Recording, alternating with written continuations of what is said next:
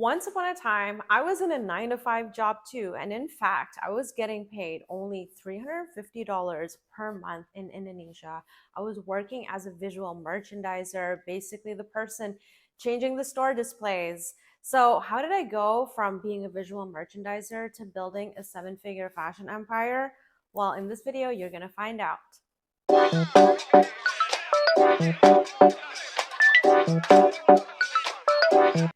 Hey, welcome back to the Start Your Fashion Business channel. My name is Stephanie and I'm the host of this channel.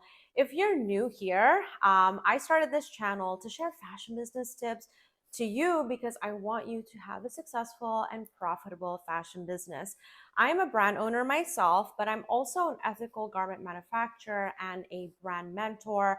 I've worked with over 1,500 brands since 2013. So if you're new here, make sure to subscribe to my channel because I drop tips every week and you don't want to miss it. And make sure to follow me on Instagram too for daily fashion business tips. So in today's video, I want to be transparent about how I managed to quit my 9 to 5 to build my 7-figure fashion empire because I think it's very important to talk about this since a lot of you that want to start a fashion brand, you're probably in that same boat. And I want to let you know that I was in that boat too. Before I began my brand, I was working a 9 to 5 job and it was my only job.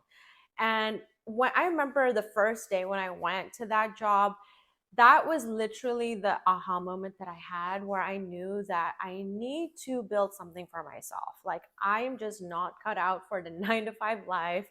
And for those of you that are happy in the 9 to 5, I have no hate at all, but I knew that it wasn't for me. I wanted to build something for myself. However, I was very well aware that I needed my 9 to 5 to basically fund my side hustle, which is my fashion brand. So if you're in that boat right now, that is okay. You want to continue being in your 9 to 5 job until your side hustle becomes your main hustle.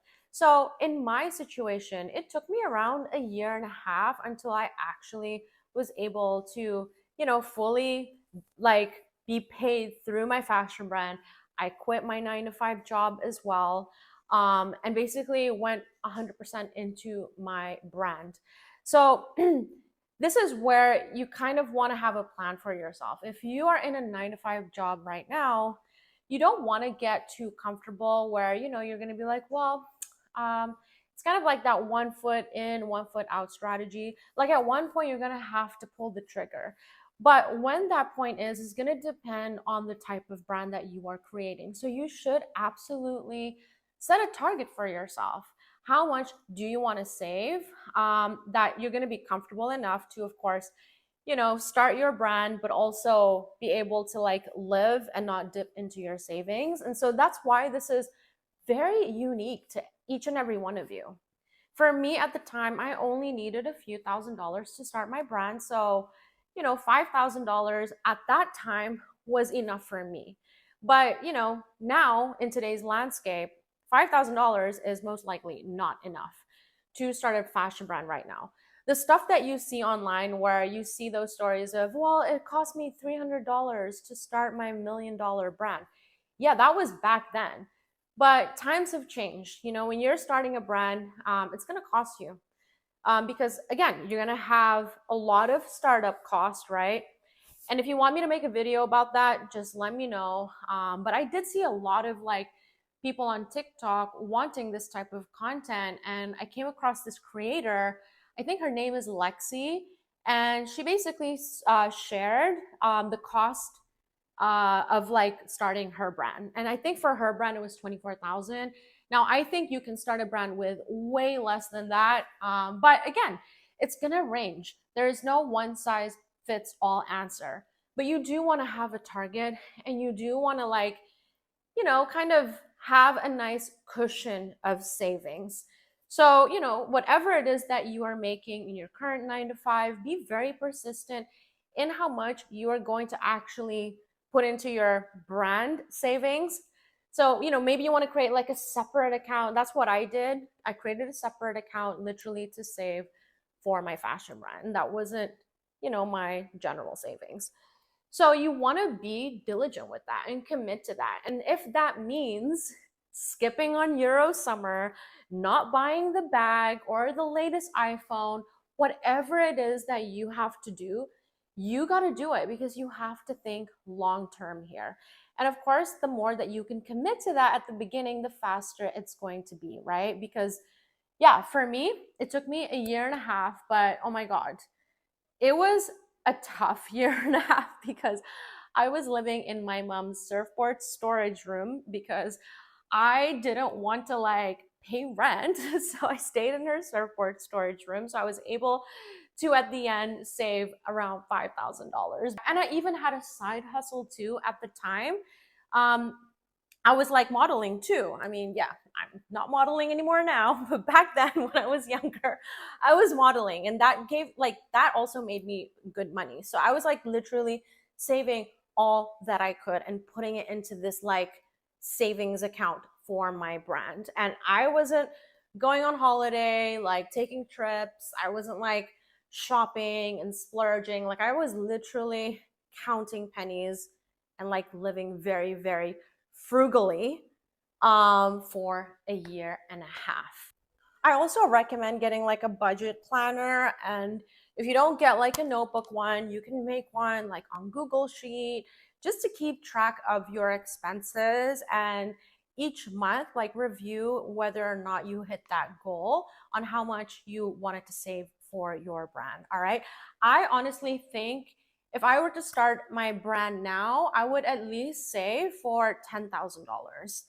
And that is if I also if I'm also able to do some things myself, because the more that you can do yourself, the more you're going to save at the beginning. So for example, I'm a very creative person.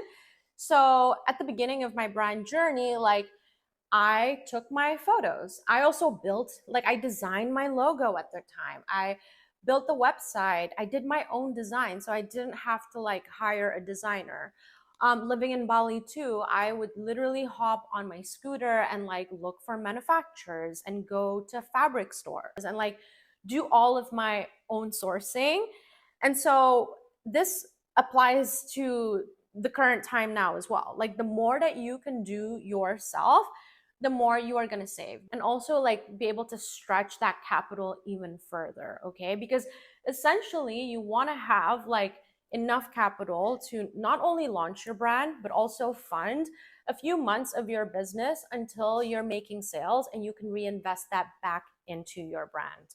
So that's essentially what you want to do. And so how can you know all of these things, right? Especially if you come from a background where you didn't, like, you're coming from a 9 to 5, so you don't really have entrepreneurial like business background, and maybe you're completely like new at fashion, and it's gonna be hard. Some days will be harder than other days, but you really just have to have a strong why. Like, why are you starting this? Why do you want to be a fashion entrepreneur? Because again, it's not easy. It's not easy at all. It's not for the faint hearted. So when shit hits the fan, you want to have that strong why so that you don't give up, whether that's now or later. But yeah, I honestly think that you can do it, because if me, a girl from Bali, Indonesia, could start her fashion brand with a few $1,000s, and hey, I mean, a few $1,000s back then is probably around $10,000 now with all the freaking inflation anyway. But if a girl from Bali could start a fashion brand that is now an international brand that has been worn and followed by Rihanna, featured in the Major Lazer video, worn by Margot Robbie, and featured in Hollywood blockbuster movies, there is no reason why you cannot too. I believe in you, but you honestly have to stay committed. You have to be patient. This is true because it's going to take time for you to gather those savings. Maybe for you, it might be a little bit longer than me. But yeah, in my situation, it was a year and a half. That felt like an eternity. That felt like an eternity. Now, of course, like when I had the funds, right? It wasn't like in my situation, it wasn't that, okay, I have $5,000 now, boom, here you go, I am quitting my job. Like, it wasn't like that. Like, it was a slow transition where I was basically starting my brand on the side as I was still in my job. So I was like making my samples and like, you know, talking to some stores that would carry my brand. So I knew that, all right, there's like potential here for my brand and these stores are interested. So I'm going to be getting orders, getting some sales before saying bye-bye. So you're definitely going to have a transition period as well, because you know you want to have that safety net for sure. And again, I don't know what your brand is going to be, so I can't say if it's going to be successful or not. But if you of course want to kind of like ensure that you're on that path of success, and I do recommend that you join the brand incubator program, because you will learn the fundamentals on how to create that successful brand, because there is actually like a framework, you know. So again, I hope this helps. I really do hope this helps. But honestly, you just have to do it.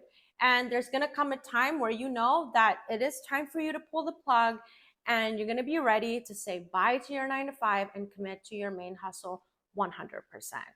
And before I go, I also want to share that it is probably a good idea to just like surround yourself with other people who have done it too, because you know, us humans, when we see other people like actually achieve what we want to achieve, not only does it inspire us, but I think it kind of like makes like we know that this can be our reality too, right? So if this is you and you're like looking for like-minded people online, kind of like a community where, you know, you can be inspired, you can even share like your doubts and kind of maybe some fears, because we all have that. And you also just want to continue to level up as a fashion entrepreneur to make sure that you're on track on this brand building journey, because it truly is a journey. It doesn't just like go from A to B, you know, it's going to go A to B to C and so forth. If that is you, I want to invite you to go into the Self-Made Circle, which is our community for fashion entrepreneurs. It is a monthly community with a very, very small commitment. But I truly believe that if you commit to yourself, then you are committing to that journey. And, you know, who knows, maybe inside the community, you can find a fashion entrepreneur buddy to hold each other accountable. You know, you really just want to make sure that you don't fall off track. Okay. So I'm going to leave all of these links below so you guys can check it out. But yeah, stay committed and don't forget your why. All right. Have a strong why, and I will see you in the next video.